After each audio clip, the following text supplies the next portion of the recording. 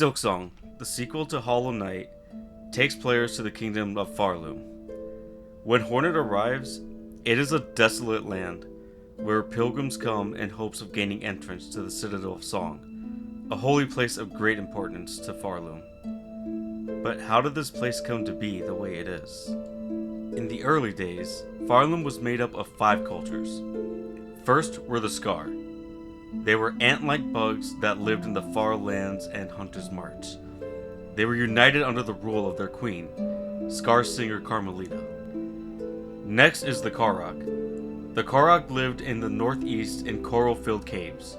They were a warrior culture, ruled by Crust King Khan. Their king had the ability to mold them himself. The Stiltkin lived in biowater and in the purified ducts. Then there is Shellwood, created by Nihilith. She made it a safe place for bugs to pass. Lastly is Rodovia. Rodovia was ruled by 2 princes known as the Clover Dancers. They proved their right to rule by defeating a pale stag that was thought to be connected to the divine. Pharloom was forever changed by the arrival of Grandmother Silk, a pale one that had the power to spin silk from her soul. Although not confirmed, she may be the progenitor of all silk in the Hollow Knight universe. Grandmother Silk's powers allowed her to control other bugs in Pharloom, and even create life itself. One such being she created was the Weaver. The spider Pharlid was made to spin silk just like her creator. Some of these weavers appeared in Deepness during the original Hollow Knight game. The Grandmother told her little creatures that they were something divine. They were left unaware of their true origins and purpose as merely her slaves. They built the Citadel for the Grandmother, helping her build her strength and influence in Pharloom. However, it wasn't enough for her.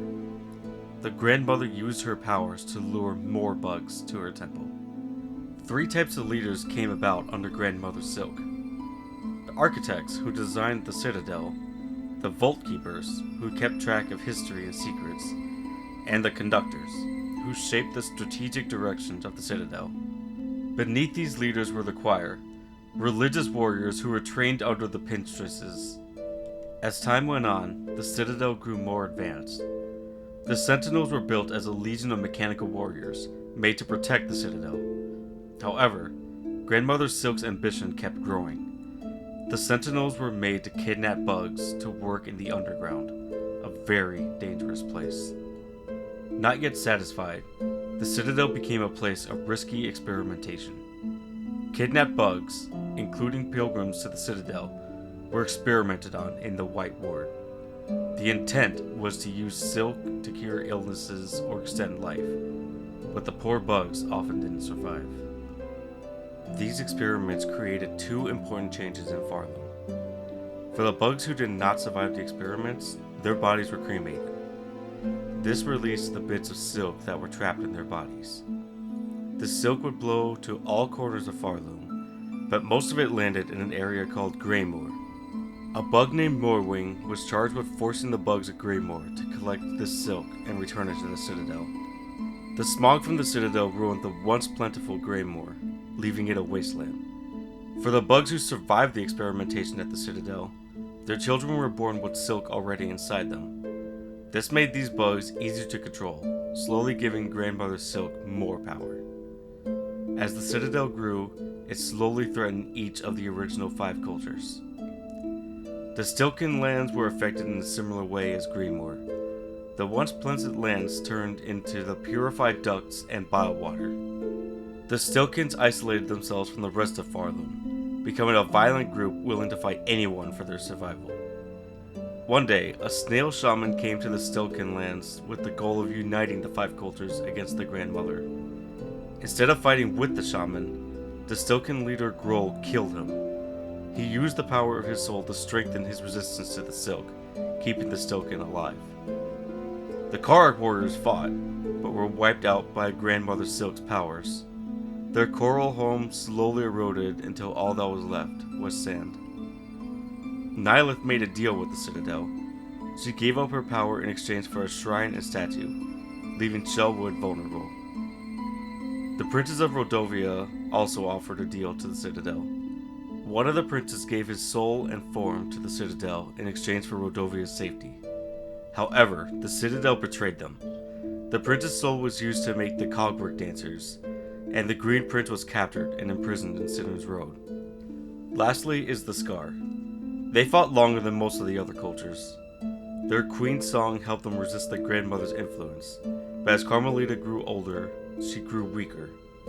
Although she is still alive at the time of the game, her powers are only able to help her people keep a stronger sense of self when facing the Silk than others.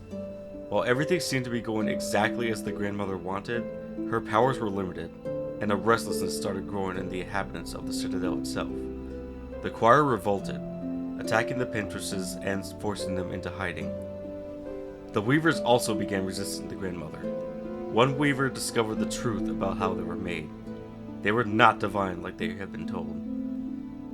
It attempted to tell the others, but was caught and jailed for eternity. That Weaver became the first sinner. As the truth about their origin sped through the Weavers, tension grew in the Citadel. The Weavers created secret tunnels called the Weaving Nest so that they could escape the Citadel and distance themselves from the grandmother. Two of these tunnels became very important. Weave Nest Syndrome was their way to escape to other lands. The Weavers who went down Weave Nest Alta decided to create a being who could rival the grandmother, Ava. Ava was knowledgeable but very weak. To keep her alive, she was locked up at the bottom of the Weaving Nest. It is likely during this time that the grandmother experimented with making creatures entirely made of silk. Phantom and Lace are at least two creatures born from this experiment. The Weavers were not the only ones from the Citadel who were growing tired of the grandmother's control. The architects, conductors, and vault keepers joined in an attempt to control the grandmother. They combined the souls of the pilgrims, given in song, in the machinery of the Citadel itself to put the grandmother to sleep.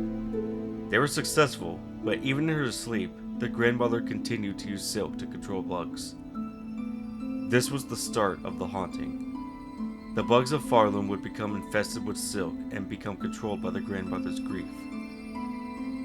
Hopeless, the Weavers left Pharloom. The bugs continued for generations to blindly maintain the system keeping the grandmother asleep, unaware that they were perpetuating the haunting. The only hope for Pharloom was that someone would be powerful enough to overcome the grandmother.